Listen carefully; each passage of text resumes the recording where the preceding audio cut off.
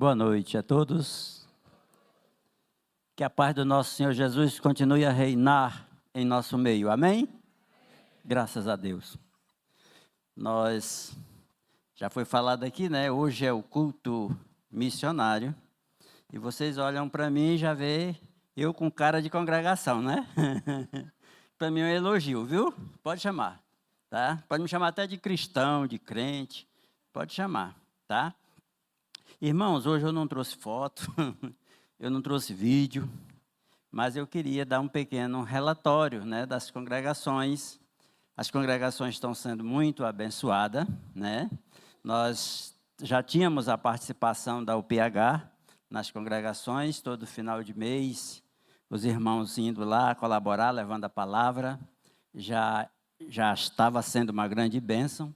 Agora, a superintendência da escola dominical também vestiu a camisa, estão todos ali empenhados, né?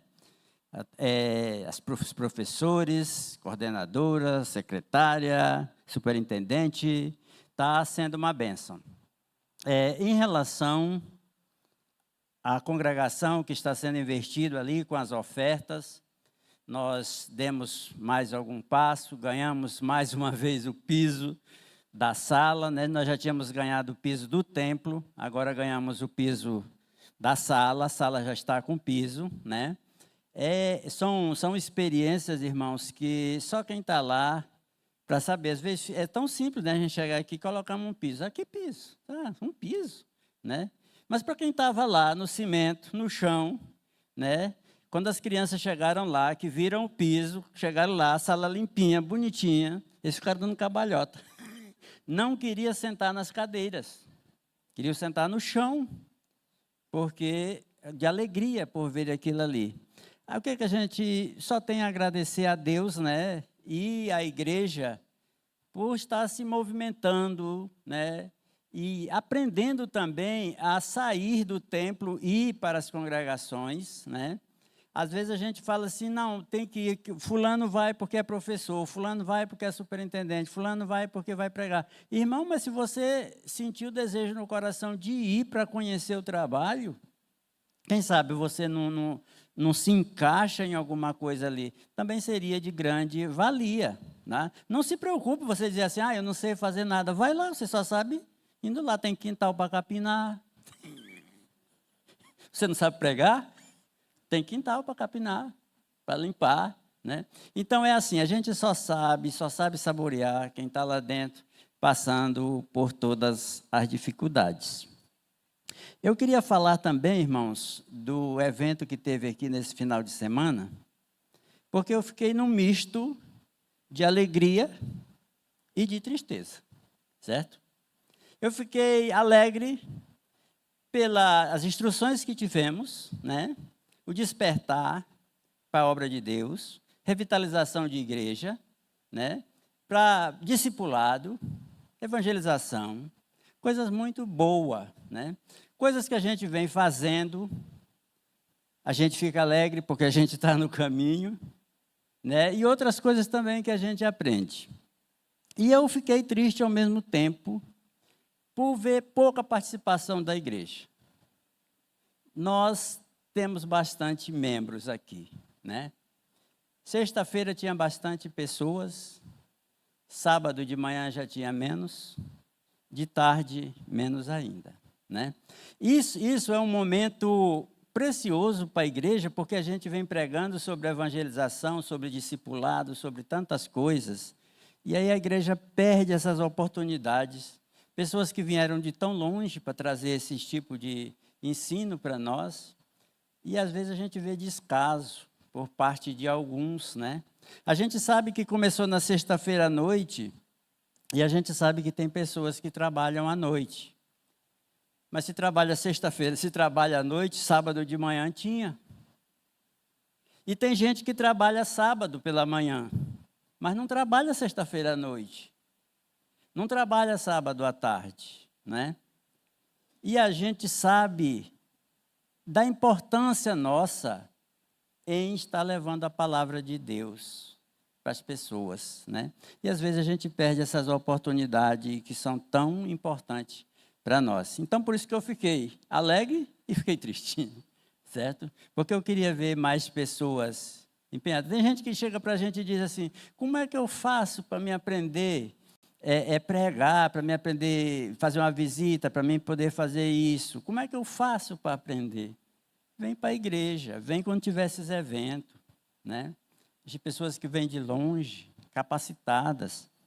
Então, o que a gente precisa estar fazendo isso. Eu estou falando aqui como evangelista, certo?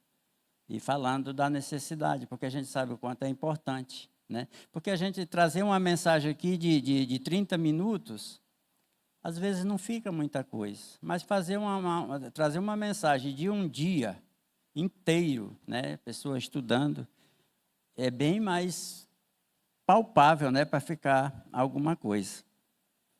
Mas eu gostaria também de trazer uma mensagem para nós aqui esta noite, que é baseado em 1 Pedro, no capítulo 4.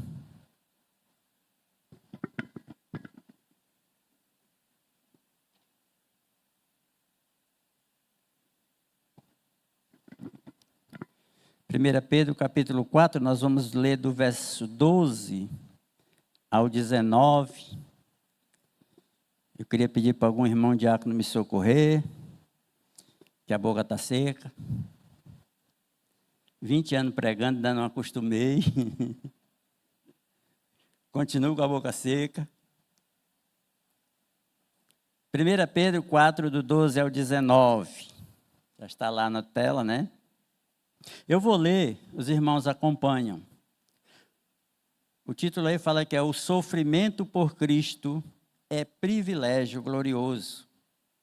Amados, não estranheis o fogo ardente que surge no meio de vós, destinado a provar-vos, como se alguma coisa extraordinária vos estivesse acontecendo.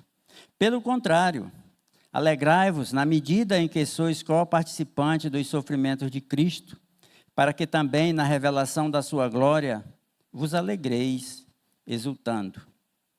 Se pelo nome de Cristo sois injuriados, bem-aventurados sois, porque sobre vós repousa o Espírito da glória e de Deus. Não sofra, porém, nenhum de vós como assassino ou ladrão ou malfeitor, ou como quem se intromete em negócios de outrem. Mas se sofrer como cristão, não se envergonhe disso, antes glorifique a Deus com esse nome. Porque a ocasião de começar o juízo pela casa de Deus é chegada.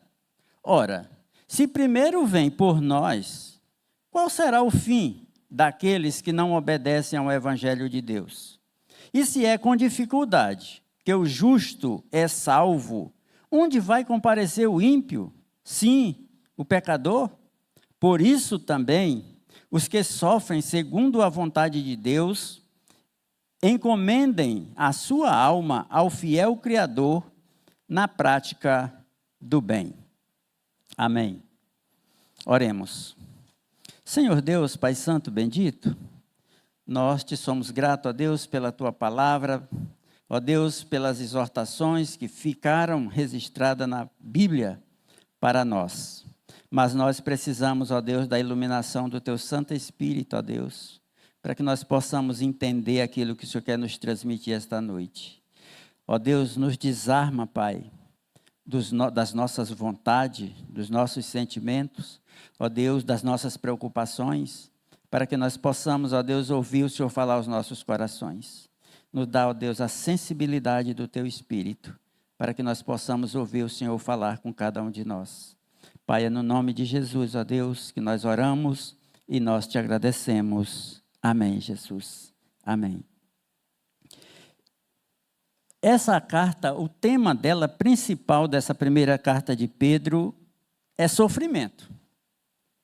É uma palavra que ninguém gosta, né? Ainda não vi ninguém dizer, eu adoro sofrer. Eu queria sofrer. Ninguém gosta de sofrer, mas o tema... Obrigado, meu irmão. Dá uma licença.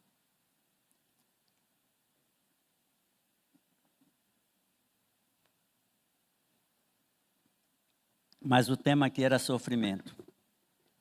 É engraçado que a primeira carta de Pedro, ela fala sobre sofrimento causado por perseguições que vinham de fora para dentro da igreja.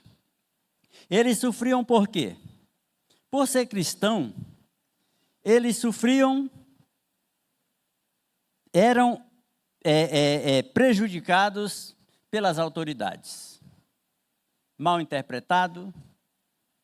Eles sofriam também pelos patrões, que a uma pessoa se declarar cristão já começava a ser mal visto. E nas empresas, nas firmas, nos trabalhos, tudo que acontecia de errado, o crente levava a culpa. Os patrões tratavam com desprezo. E Pedro vem para orientar esses crentes a permanecer firme, mesmo aguentando esse sofrimento, essas acusações, mas sofrer pensando em Cristo, dando testemunho. E é engraçado se você observar que até dentro de casa, na família, havia também perseguição. Quando ele fala para as mulheres obedecer aos seus maridos, para os maridos amarem suas mulheres, era nos casos também que às vezes tinha dentro de casa alguém que aceitava a palavra e o outro não, então era também, sofria acusações por aquele outro que não aceitava. Então esse era o tipo de sofrimento que eles estavam sofrendo e Pedro escreve essa carta incentivando os crentes a permanecer firme na fé, mesmo diante das dificuldades. Hoje nós não temos esse tipo de dificuldade, não é tão claro assim. A gente tem uma aqui e outra ali, mas nós temos as nossas dificuldades, nós temos outros tipos de dificuldade. Mas é engraçado se você olhar para a segunda carta de Pedro, a coisa mudou lá. Na primeira carta, a perseguição era de fora para dentro.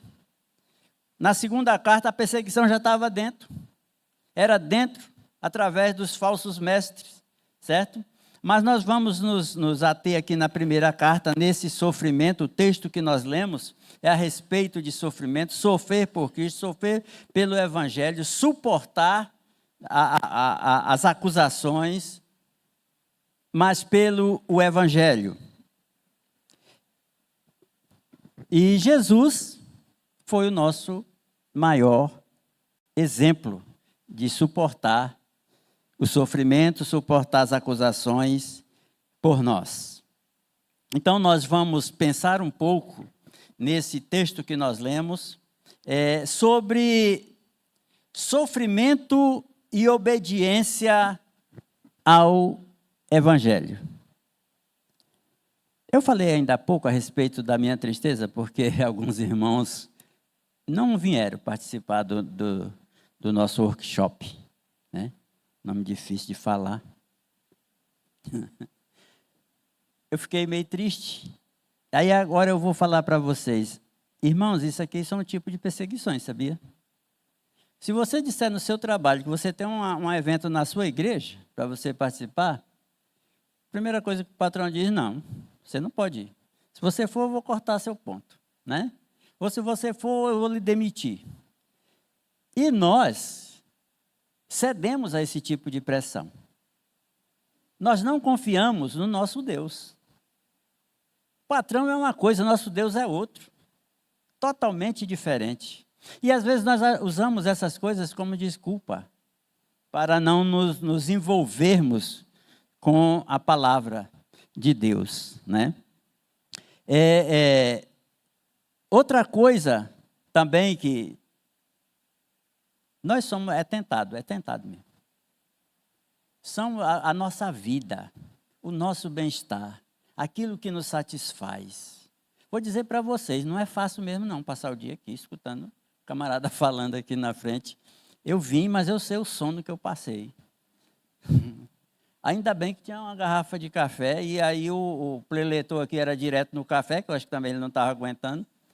E eu entrei no embalo, tomando café direto.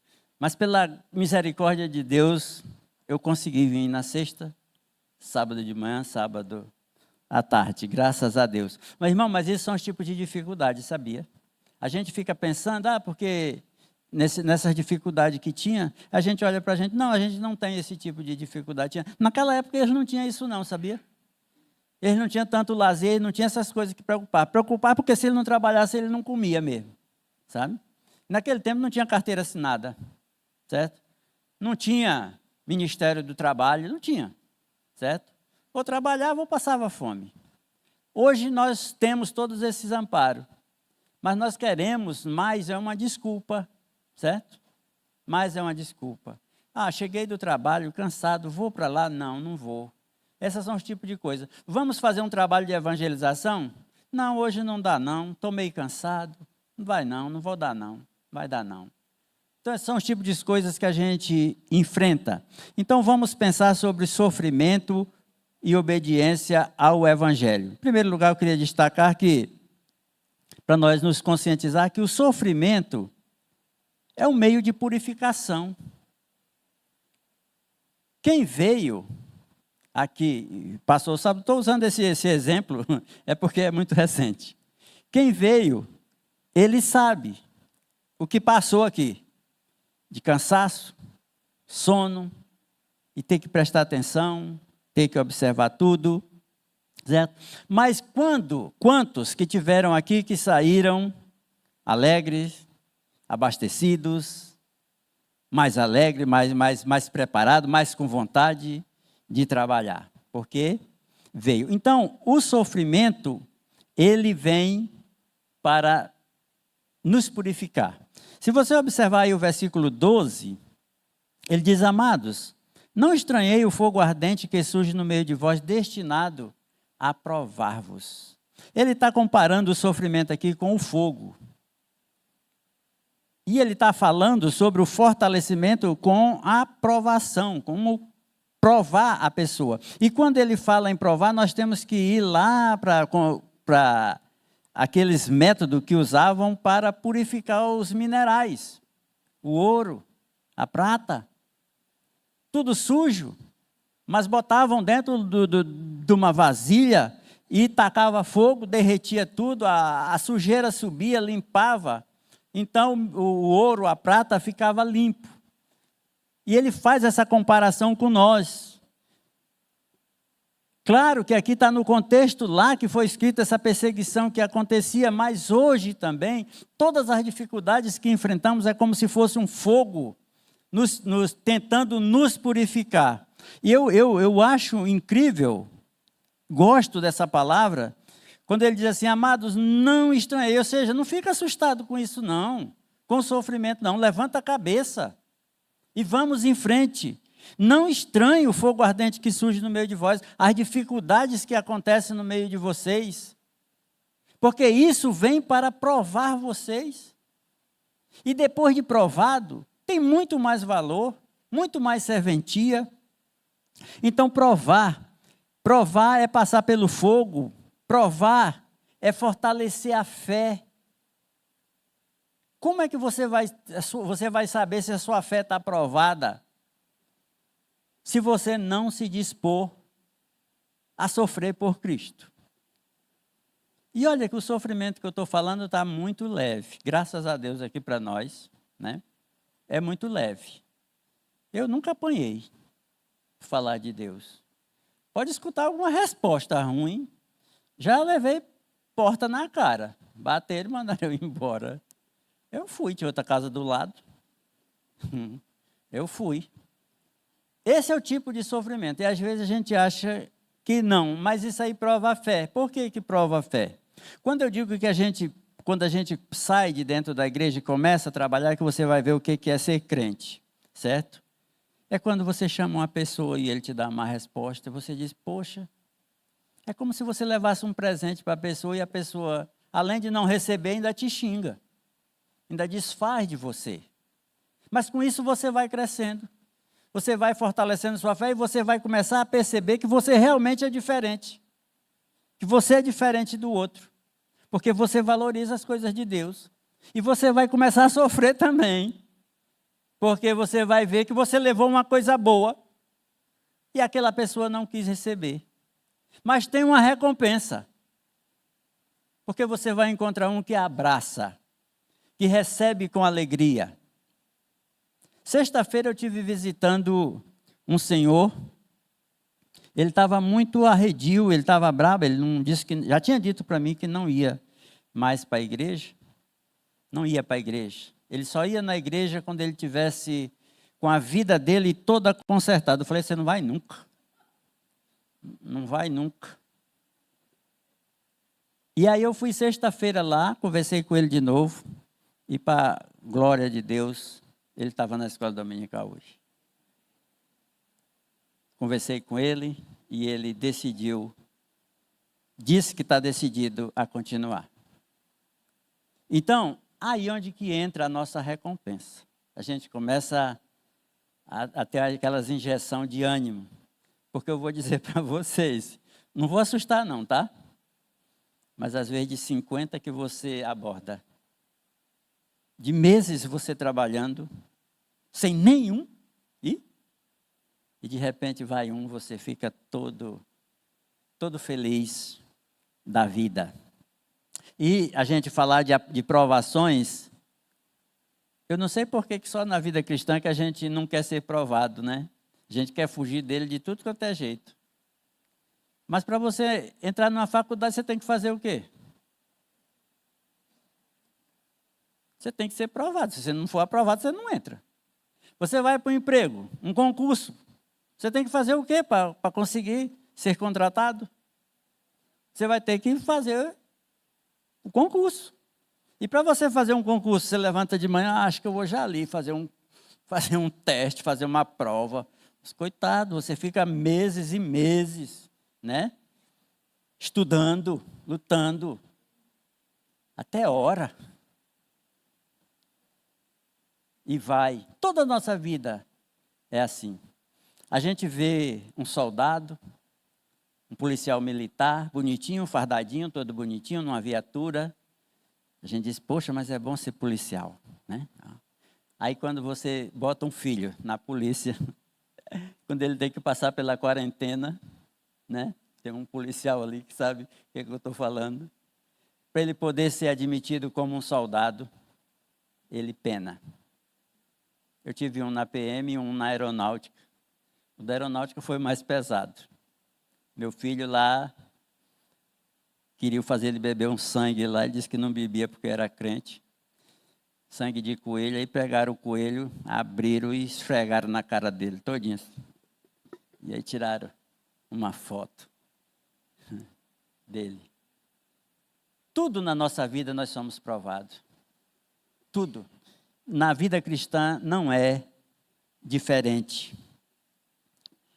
Mas ele fala, continuando aí no versículo que a gente leu, ele fala, amados, não estranhei o fogo ardente que surge no meio de vós, destinado a provar, como se alguma coisa de extraordinário vos estivesse acontecendo. Pelo contrário, alegrai-vos na medida em que sois coparticipantes dos sofrimentos de Cristo. E a gente precisa saber o que significa esse ser coparticipante. Não é ir lá na cruz. Não é repetir o sacrifício que Jesus fez. Mas é continuar aquilo que Jesus começou a fazer. Mas nós podemos também tirar desse tema uma outra parte. Nós poderíamos dizer que obediência é sofrer pelo que Jesus sofreu.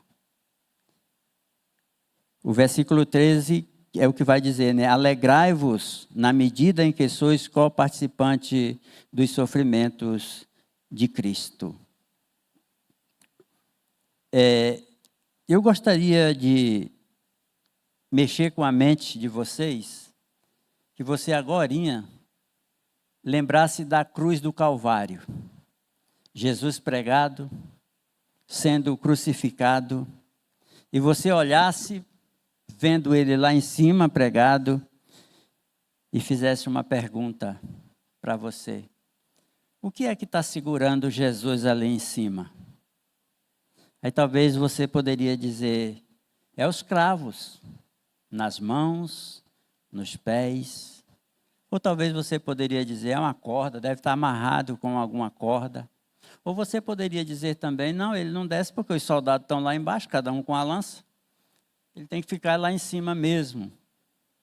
Mas, se nós formos dar uma olhada lá em Mateus 26, se você quiser abrir sua Bíblia, Mateus 26, 33, todas essas respostas que nós demos, elas ficam sem sentido.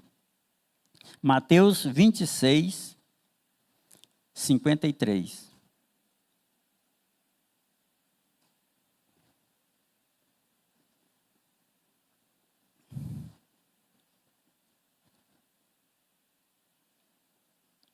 Ok? Ele diz assim: acaso pensas que não posso rogar ao meu Pai e ele me mandaria neste momento mais de 12 legiões de anjos? Jesus estava na cruz. Aqui ele estava sendo preso, e aqui ele fala isso aqui quando ele foi preso e Pedro puxa da espada e quer defender e arranca a orelha lá do servo do sacerdote. E aí ele vai e fala com Pedro, dizendo, o que tu está pensando? Tu acha que eu não tenho quem me defenda? Se eu quisesse, eu rogava ao meu Pai, e ele mandava uma legião de anjos e destruía tudo. Ele estava lá na cruz. Se ele quisesse descer de lá, se ele quisesse sair de lá, era só rogar ao Pai, e o Pai mandaria uma legião de 12, ele falou foi 12 legiões de anjos. Dizem que uma legião são 6.000. São 12 legiões. Então você multiplica, se você for bom de matemática. 12 legiões de anjos. E tirariam ele de lá facilmente. Mas não foi nem cravo, nem corda, nem soldado que seguraram Jesus ali naquela cruz. Então o que foi que segurou Jesus naquela cruz? O que segurou Jesus naquela cruz foi o amor que ele tem por mim e por cada um de vocês, cada um de nós. Ele não desceu de lá, foi pelo grande amor que ele tinha por nós. Quando a gente se diz, ser coparticipante dos sofrimentos de Cristo é ter esse amor. O amor que ele teve por nós e nós termos também pelos que estão perdidos. Vocês conhecem João 3,16? É um dos versículos mais amados da Bíblia. Você sabe o que diz 1 João 3,16? Não? Uma ótima oportunidade para descobrir agora. Vamos abrir? 1 João 3,16. Para nós entendermos o que significa coparticipação nos sofrimentos de Cristo. Você deixa a sua Bíblia aberta aí, e nós vamos dizer de cor, o João 3,16, e dando sequência em 1 João 3,16, certo? Vamos lá? Porque Deus amou o mundo de tal maneira que deu o seu Filho unigênito para que todo aquele que nele crê não pereça, mas tenha a vida eterna.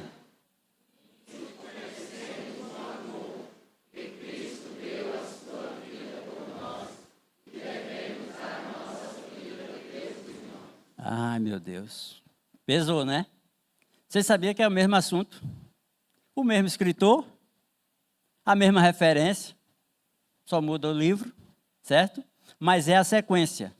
É porque João 3,16 nós gostamos muito porque ele não nos cobra, ele não nos responsabiliza por nada.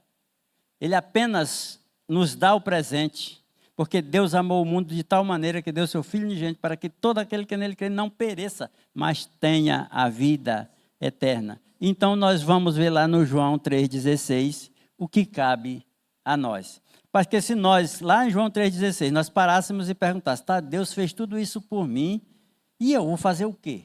O que precisa eu fazer? Aí Pedro vai e diz que nós devemos nos alegrarmos por sermos co-participante dos sofrimentos de Cristo. Se Cristo sofreu tudo aquilo lá na cruz, não quis nem pedir socorro, por amor das almas perdidas, por amor de mim, por amor de você, de todos nós. O que nós devemos fazer? Dar a nossa vida também por aqueles que estão se perdendo. Estão se perdendo. Né? Então, isso é o nosso trabalho, é nós sofrermos também por aqueles que estão se perdendo. Nós podemos também ter como uma divisão nesse tema o que é sofrer por quem ainda não conhece o Evangelho. O que é sofrer por essas pessoas? Irmãos, esses dois textos que eu vou ler agora, esses textos têm me tirado o sono, porque eu nunca tinha olhado para eles da forma como eles apareceram para mim nessa última semana. É o versículo 17 e o 18 aí, lá do 1 Pedro 4, texto que nós lemos. Ele diz, porque a ocasião de começar o juízo pela casa de Deus é chegada. Ora, se primeiro vem por nós, qual será o fim daqueles que não obedecem ao Evangelho de Deus? O versículo 18. E se é com dificuldade que o justo é salvo, onde vai comparecer o ímpio? Sim, o pecador. Irmãos, nós estamos todos aqui dentro desse templo, tendo dentro da nossa consciência a nossa salvação. Nós estamos confortados porque nós acabamos de ler o João 3,16. Mas e o que você acha de você ver uma pessoa se perdendo, morrendo, se nós com Deus, vindo para a igreja todo domingo, às vezes na quinta, às vezes na terça, às vezes nas congregações, nós passamos por dificuldades, nós sofremos. Imagina aqueles que não querem saber de Deus. O que vai acontecer? Qual será a nossa preocupação com essas pessoas que estão se perdendo? O que nós pensamos a respeito? Eu vou contar uma ilustração aqui sem graça, mas que ajuda a gente a entender isso, certo? Dizem que uma pessoa foi para o céu e levou uma carrada de banana. Quando ele chegou lá no céu, o porteiro disse, você não pode entrar com essas bananas, você vai ter que comer tudinho aí fora, com casca e tudo. E ele começou a comer as bananas e chorar. Aí o porteiro chegou e disse, você está chorando só porque está comendo essas bananinhas? Ele disse, não. Eu estou chorando por causa de um amigo meu que está vindo aí atrás trazendo uma carrada de abacaxi. Sabe o que é isso, irmãos? É você pensar no que você está passando e o que o outro vai passar sem conhecer Cristo.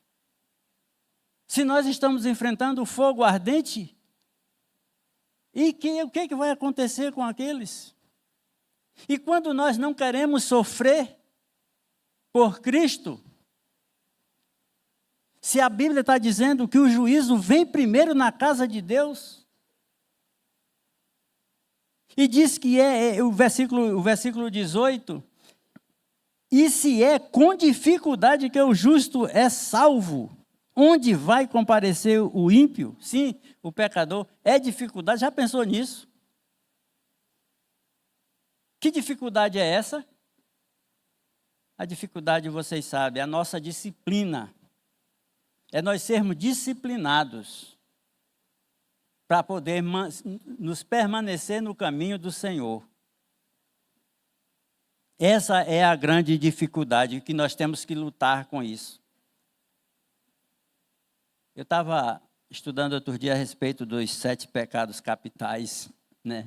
A Igreja Católica defende muito isso, trabalha muito com isso. Eu estava dando uma olhada. E aí ele começa citando os pecados capitais, irmãos. Eu fiquei de boca aberta quando eu cheguei no 7º. Porque o 7º é a preguiça. E por que são capitais? Não é por negócio de dinheiro, não. São capitais porque são cabeça. Dali é que desce, enraiza, que vai surgir todos os outros pecados. E a preguiça é um dos pecados capitais porque ela nos mantém paralisados, sem atitude. E isso é pecado. E a gente acha que ficar em casa deitadinho assistindo televisão, Netflix, sei lá mais o quê. Estou tranquilo, não estou dando trabalho para ninguém. Para que eu vou me preocupar? Estou tão bem. Tem comida em casa. Mas e como é que está lá fora? Você tem pensado? Não dá para encruzar o braço. Né? Estava conversando ainda agora com o meu pastor, falando de congregação. Eu falei para ele, pastor, obreiro, para trabalhar em congregação, ele não pode ser muito almofadinha, não, muito... Não pode pensar em cansaço, não pode pensar em dificuldade. Né? Se eu fosse pensar em dificuldade, eu não estaria na congregação. Porque quando eu comecei há 2 anos atrás, eu estava com um problema muito sério na vista, ainda estou até hoje. Eu fiquei apavorado. Eu não sabia diferenciar um poste de um carro de noite. Eu cansei de pedir luz baixa para o poste. Porque não dava para mim saber se era um poste ou era um carro. E quando chegava no trevo ali, era carro passando embaixo, carro passando em cima, luz do outro lado, poste do lado de cá. Eu ficava no meio daquelas luzes, eu não sabia para onde ir. Eu orava. Eu tinha que ir. E eu comecei a ir. Minha esposa estava doente, não podia ir comigo, eu estava indo só. Dia de chuva eu cansei de parar. Mas quando a chuva passava, eu dava continuidade, eu ia. E aí, já vamos para 2 anos lá. Mas se eu fosse olhar para a dificuldade, a primeira coisa que eu dizia, não, chegava para o conselho e bota outro que para mim não vai dar. Mas eu ia entregar o grande privilégio que eu estava tendo, de trabalhar para Deus, passar para outro por causa de uma pequena dificuldade. Né? Sei que isso também não é muito sábio, não vou aconselhar ninguém a fazer isso. Né? Eu ia porque era uma determinação e eu sentia que Deus estava me impulsionando e estava me dirigindo, porque estou com 2 anos, nunca aconteceu nada. Graças a Deus nunca aconteceu nada. Eu já vi vários acidentes com quem não tinha problema nenhum na vista. E eu vou desviando. O problema na vista é até bom, sabia? Que você vai com mais cuidado. Não passa de 60. Vai devagar, vai com cuidado. Quando a gente acha que está o bonzão, né? Quer deixar ninguém na frente. Tcham. Aí vem um de lá para cá também, a gente tofa na cara dele. Aí onde é que vai contar a história? Irmãos, então é isso que eu queria deixar para vocês, mas eu quero encerrar com outra curiosidade bíblica para você pensar no que é sofrer e como eu comecei dizendo que o maior exemplo de sofrimento era o nosso Senhor Jesus. A Bíblia, ela narra 3 ocasiões que Jesus chorou. Ele deve ter chorado muito mais, eu creio que ele deve ter chorado muito. Mas a Bíblia narra só 3 ocasiões que ele chorou. E em todas as ocasiões que ele chorou por causa da condição do ser humano, por causa do pecado, das consequências do pecado. Eu vou citar referência, se vocês quiserem conferir. Lucas 19:41 diz assim: quando ele ia chegando, vendo a cidade, chorou. Ele chorou porque ele estava entrando em Jerusalém. Ele sabia que a cidade ia ser destruída, que ela estava perdendo a última oportunidade que tinha, que a bênção, o livramento estava na porta deles, e eles não ligavam. E Jesus chorou por causa disso. Outro momento que ele chorou foi lá em João 11:35, esse é muito conhecido. O texto é muito longo, né? Não dá para ninguém decorar. Jesus chorou. Chorou por quê? Porque Lázaro tinha morrido? Não. Ele ia ressuscitar. Porque as irmãs estavam sofrendo? Não, ele ia devolver ele vivo. Não. Ele chorou por causa da condição do pecado e sabendo que todos nós vamos passar por isso. Já foi definido pelo Pai que nós vamos passar por isso. Essa é a consequência do pecado. Nós vamos morrer. A primeira morte. Mas nós podemos nos livrar da segunda. Não é? Tem outra linha de pensamento que eu também acho muito interessante a respeito do Lázaro. que disse que Jesus chorou porque Lázaro já estava no céu e teve que voltar para esse mundo triste de pecado, né? Talvez perguntasse para Lázaro: Lázaro, tu quer voltar? De jeito nenhum, Jesus, me deixa aqui mesmo. Mas as irmãs estavam chorando, ele trouxe de volta. Tem um outro texto também, em Hebreus 5, 7, lá não fala exatamente de choro, mas fala de clamor, fala de lágrimas. Hebreus 5, 7 diz assim: Ele, Jesus, nos dias da sua carne, tendo oferecido com forte clamor e lágrimas, orações e súplicas, a quem o podia livrar da morte, e tendo sido ouvido por causa da sua piedade. Esse texto está escrito em Hebreus, mas ele faz um paralelo com Jesus lá no Getsêmani. Nos três primeiros evangelhos, vai citar Jesus no Getsêmani, que faz um paralelo com isso aqui. Então se acha que ele estava ali chorando, e o choro dele não era pelo que ele ia passar na cruz. Era pela situação do ser humano. Porque o texto ainda diz assim: tendo sido ouvido. Ele morreu, mas perdoou, mas conseguiu nos dar essa graça do perdão. E eu só queria deixar para todos nós aqui esta noite, esse versículo 17 e 18. Irmãos, se o juízo de Deus vem para nós, em primeiro lugar para nós, vamos pensar naqueles que ainda não foram alcançados, para que Deus que eles possam também ter uma chance assim como nós tivemos. Amém?